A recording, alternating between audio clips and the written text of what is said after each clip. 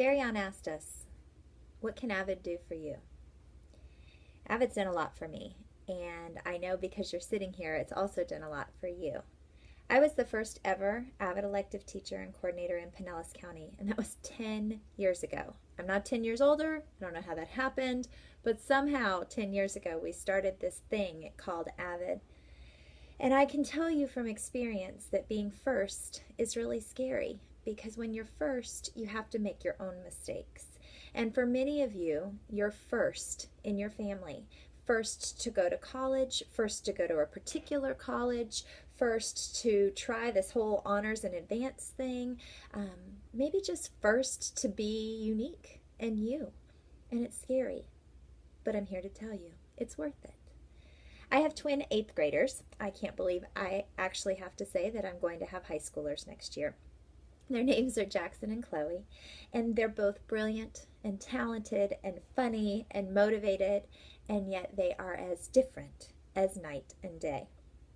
Chloe is 1 minute older and is a very typical firstborn, very determined, very I want to be right at everything, and I'm only going to do it if I'm going to be good at it. Jackson's a little more laid back. He's willing to try new things, and he's often very good at them because he was willing to try. This manifested itself very early on. My kids started walking, Jackson at about a year old, and the first time he took a couple steps, he fell down, he got back up.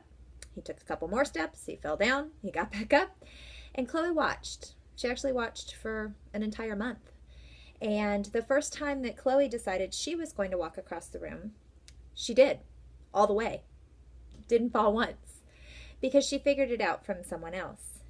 See, we all bring some very specific personalities to the table, and we have to recognize those talents and recognize if we're going to be a trailblazer and take those steps first and be okay with falling on our rear end, or if we're going to watch others make mistakes and figure out how to do it right the first time. They're both going to be successful. It's just which road you're going to take. We all have to find our way. Our personalities dictate some of it, but the rest comes from something called true grit. If you look in the dictionary at the definition of grit, you will find two. The first one's just loose particles, sand. But the second one's the one that I think is most powerful. See, the second definition of grit is courage and resolve, strength of character. And if you look at the synonyms, you'll see things like courage, bravery, pluck, mettle, backbone, spirit, strength of character, strength of will, moral fiber, steel, nerve, fortitude, toughness, hardness, resolve, resolution, determination, tenacity, perseverance, and endurance. My hope for you is that you find and nurture your grit. Every one of you has it. You're here. You're trying this for the first time. You're willing. You have about to graduate. You're going to make it. That's so exciting. But don't lose your grit, because Darian also talked about dreams and how important it is to have them. But dreams only become a reality if you want it badly enough.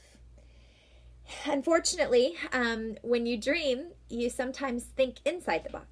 And we want you to think outside the box, because the other thing that I've learned is that dreams change, and that's completely okay.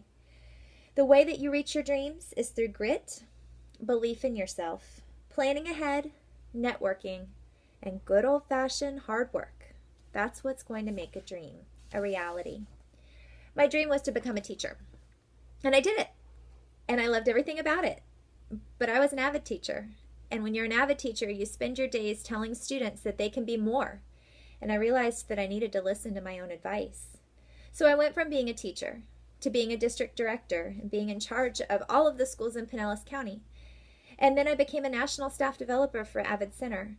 And then I became an assistant principal. And now I work for AVID Center as a reform coach in 3 very small districts in the middle of the state. And I'm on the road to become a doctor. I'm 1 term in to my doctoral degree. I teach teachers, I teach principals, and I teach students how to ensure that learning never stops, and that excellence happens when hard work gets applied, and that dreams really do come true. See, Darian finished her speech by asking you to understand what's next. What's next for you right now is to finish strong the race set out for you. Graduation's not here yet. It's close, but it's not here yet. Finish strong. But then what? Because see, your race doesn't stop with graduation.